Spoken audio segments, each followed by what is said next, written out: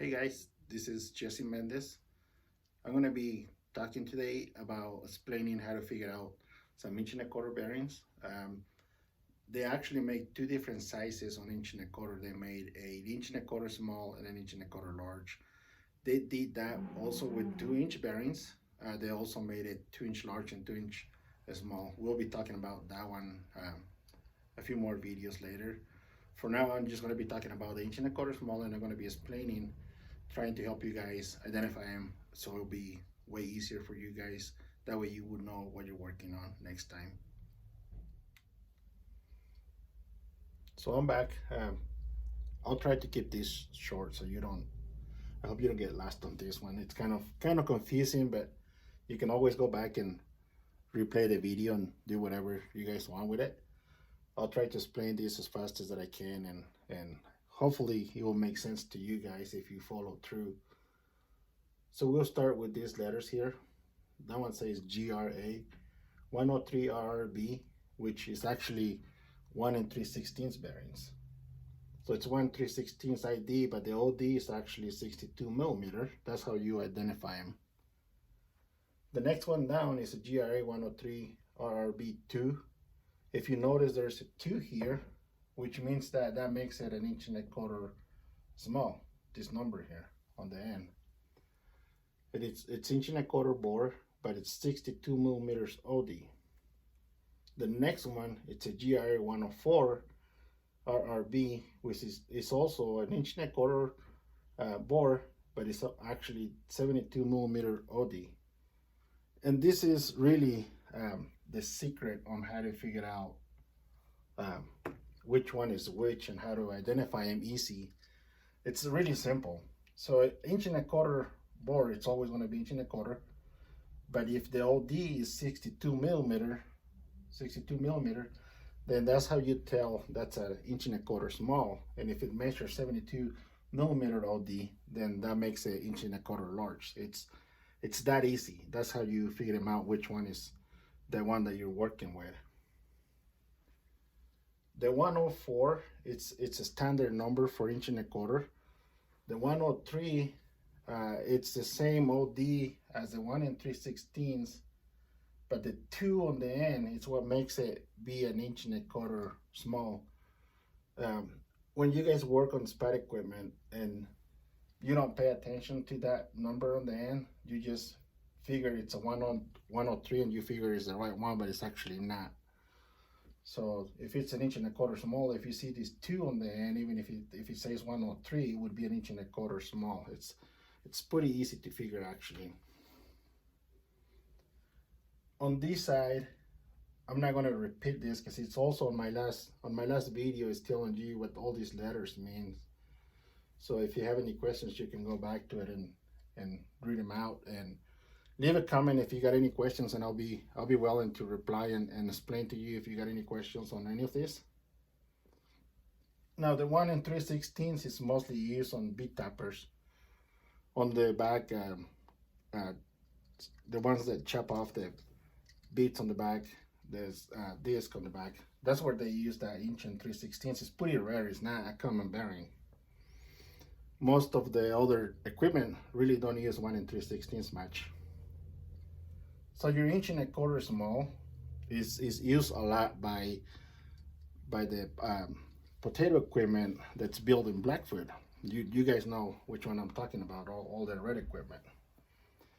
And inch and a quarter large normally is used by the equipment being built in Rupert. You know which one I'm talking about.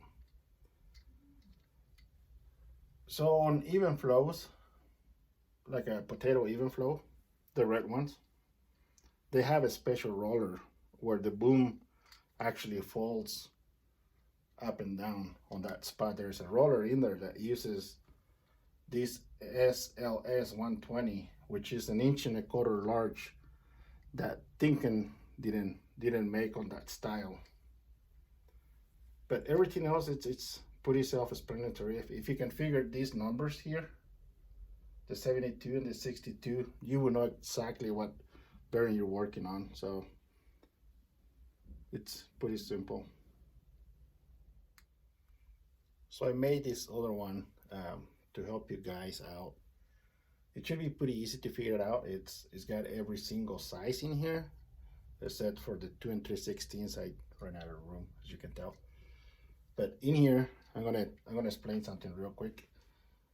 These ones here, so it's this one and this one, and then this one here, and this one here. As you can tell, in here has a number 2 at the end. That's what makes it, even if it says 103, but if it has a 2, it's inch and a quarter small. It's the same thing with the 2-inch bearing on the small.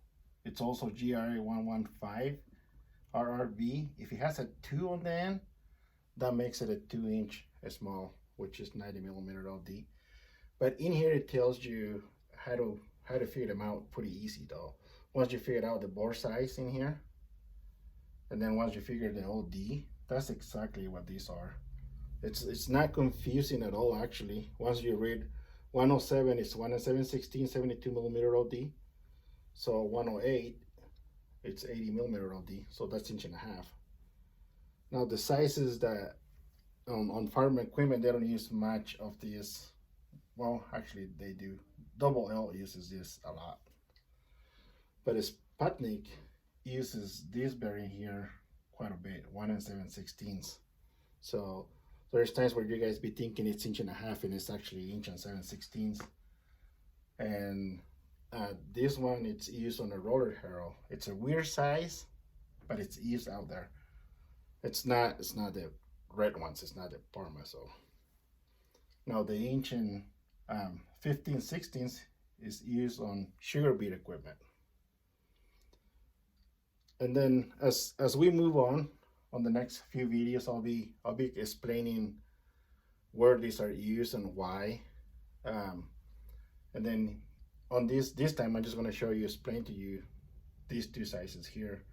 There's too many to go through all of them, but keep this image right here will help you identify most of them. Jason, this one is for you, buddy. So anyways, I hope this helped you out. It's pretty simple. It's self-explanatory. It tells you the OD, the ID, and the numbers. And then this is just a greasable round outer, but these are what the numbers mean. I'm not going to explain anything from here on down because we're going to be facing them down the road, and then I'll be explaining each one of them as we go. On the next video, I'm going to be talking about sprockets, just to switch things a little bit so you guys don't get bored. But then again, I'm just letting you guys know that when you see my video, feel free to leave a comment, or if you have any questions, I'll be more than glad to help you through it. This board is just explains everything that you need to know pretty much on the IDs and ODs. And then as far as everything else goes, we'll be talking about it as we go on, finding out heavy duties, extended rays, eccentric lock collars, non-eccentric, non-greasables, and greasables. The video, the first one that I did, it actually explains all of that. So if you need to know, if you want to learn about it, then you can go back to the first one that I did and go through it and see if you can find the info that you need in there too. Feel free to share this video with everybody that you think that might be useful for. I've been also doing all these videos in Spanish, so you know, if your guys' help are willing to learn, I'm teaching all of these on them as well too. So I want to say thanks to everybody that's been watching these videos. Nick, thanks man, you're a good friend. Thanks everybody, my family and my wife, her support, and all of my friends. So thank you guys so much. And I'm going to be explaining the bearings here in a second, so we'll move on. So I'm back and I'm going to be explaining some of this. So once you see them, it'll make more sense, hopefully. I hope I don't confuse you guys, but if I do, go back and ask me questions. It's all right. I can help you guys out. See that bearing? That's a GRA 103. And it has no numbers on the end, so that's 1 3/16, 103 is 1 3/16. And everything else, that these letters and all of that, it's on my first video, so I don't want to be wasting time on going back to explain every one of them where there's already information on the first video there. See that right there? That's 1 3/16. But the OD, it's 62 millimeter.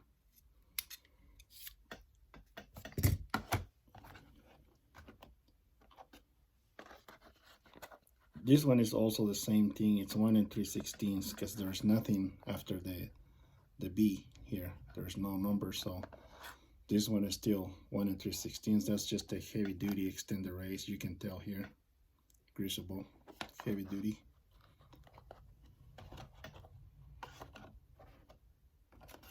Now this one, this is where everything gets interesting now. See that 2 on the end? Okay, so that will make this bearing actually 1.25 inches, as you can see. But it's also 62 millimeter OD.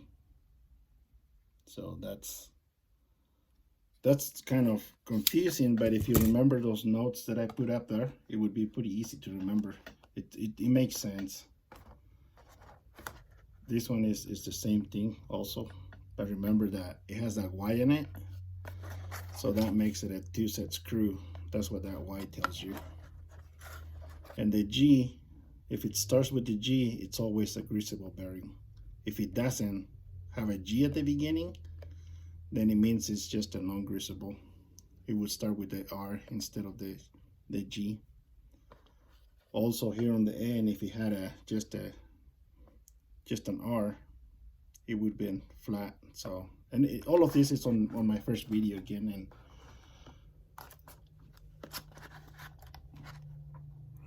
see that's the same thing, just a non-greasable. There's no hole for the greaser anywhere. And that B means it's rounded on the outside. It's an eccentric black color. Same thing. It has the 2 on the end, so that's 1.25 inches small. I'll prove you guys. 1.25 inches. They're all the same. 62 millimeter OD.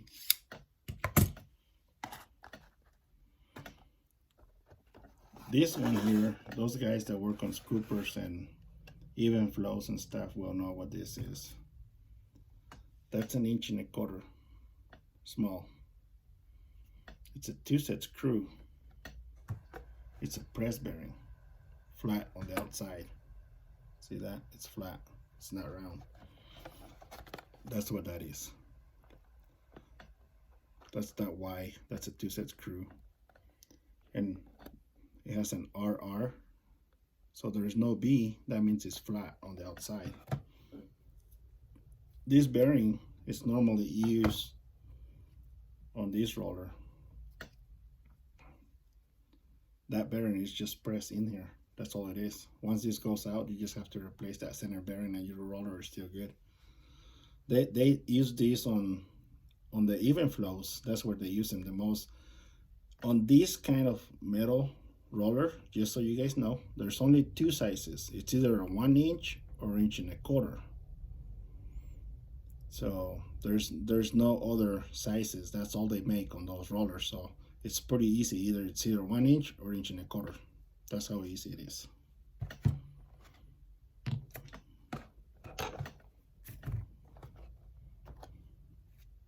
They also use that bearing in here. Those who work on scoopers and telescopics, they know what it is. That's your bearing. That's all that is. It's just an insert right there. See, 1.25 inches, flat outer. So even if it's flat or round on the outside, it's always gonna be the same OD. Just because it's flat, it's not gonna be less than 62 millimeter. If it's round, it will also be 62 millimeter. So And these are just basically the same thing. I'm sure you guys are getting this. It will make sense. There's a 2 on the end, so it's 1.25 inches. This one has a 3 on the end. And the reason it has a 3 is an extended race. It's also 1.25 inches small. There. And it's also 62 OD. That doesn't change anything. It's just telling you that's a heavy duty extended race bearing. It's pretty simple. Now this one, both of them are 103, but one of them it's 1 3/16. There's no numbers after the B. That's how you know there's nothing after the B. I hope I'm not confusing anybody, but if I am, just remember you can go back and ask me questions. Now we're going to start with the 104. So 104, it's always 1.25 inches. That's what they use. That's the standard number for 1.25 inches. So if it says 104, it's obviously 1.25 inches large. See? 1.25 inches. Now the difference is it's actually 72 millimeter OD, and that's the best way to identify what you're working with. If you don't have any numbers and it's 72 OD, it's 1.25 inches large. It's pretty easy. This is just a 2-set screw. It's round on the outside. It has a B on it. The Y, the G means it's greasable. The Y means it's a 2-set screw here. That's all it means.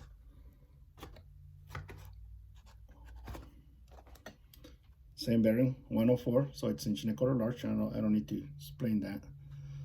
Round on the outside, eccentric lag color. I'm trying to move fast, that way I don't waste too much time.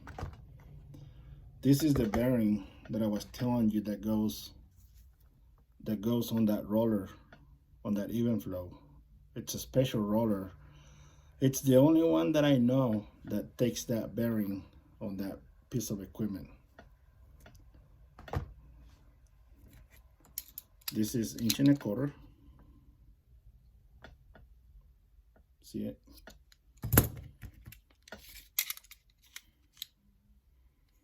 Seventy-two millimeters. And they use it on that roller, on the even flows, on that big heavy roller, right where it folds. So now I'm just gonna show you guys real quick the difference when they're in the housing. Can you tell one housing is actually way smaller than the other? So this one, it's 1.25 inches small. See? And this one is also 1.25 inches,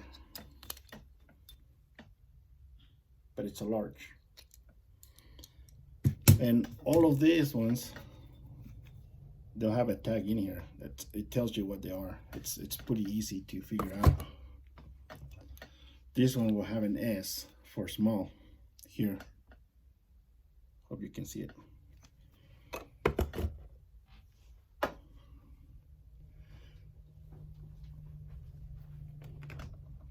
So the right equipment uses that 1.25 inches small a lot. Most of their stuff have it. So, and I think they're moving on, or they've been moving on to 1 7/16, but most of everything that they build has 1.25 inches small, and that's the equipment that uses that the most. As we go forward, I'll be explaining more and more. I hope that all of this makes sense, and I hope it really helps everybody out. And I promise that videos will get better and better. I don't have all the right equipment, but I got what I need to get by. So thanks everybody. Here is that list of bearings again. In here, it will tell you the bore size. I'll put it on the board for next time, but if you want to screenshot it or do whatever you want. And I just want to remind everybody that these chrome bearings, That's a cone bearing. All these cone bearings, the part number is the same. It doesn't matter what brand they are. If it's by John Deere or a Peer Bearing or any other brand, they're all the same numbers. All of these will never change on the cone bearings. It will never change this at all. When it comes to inserts, like the ones we've been showing you guys, it will change because every company uses different part numbers. They'll say like a 205 or a 206 or a so on as they go on. But we don't get to those details because it's so much to go through, but I'll keep it short and simple this time. And I really hope that this is getting better. I promise you guys that it will just get better and better as we go. And it'll get really interesting as we move on. So I hope you like it. I'm back. I just want to tell you guys thank you for being here with me, sharing this, and I hope you enjoy it, and I hope you actually learn something from it too. I hope you guys share this with as many people as you can, and I don't think there's anybody else that I know of that is actually doing anything like this, making videos for everybody that works in farm. And the only intention that I got by doing all this is just kind of share with you guys some of the knowledge that I have. I don't have a ton of knowledge, but the little that I have, I like to be sharing it with those that would actually put it to good use. Hopefully that you learn from it. And as we go forward, I'll be having really more new things to be going through, like gearboxes, how to figure them out, sprinkler packages, contactors, and we'll be making all kinds of interesting videos. I hope you guys really like it, and thank you so much. Nick Wasi, you're a good friend, just so you know. And everybody else that's been behind this, my wife, my friends, my family, my parents, proud of everybody. I love what I do. I really, really love what I do. I have a passion for it. So if you guys got any questions, feel free to just put a comment, and hopefully you learn from it. And see you soon. Be careful, be safe, like always.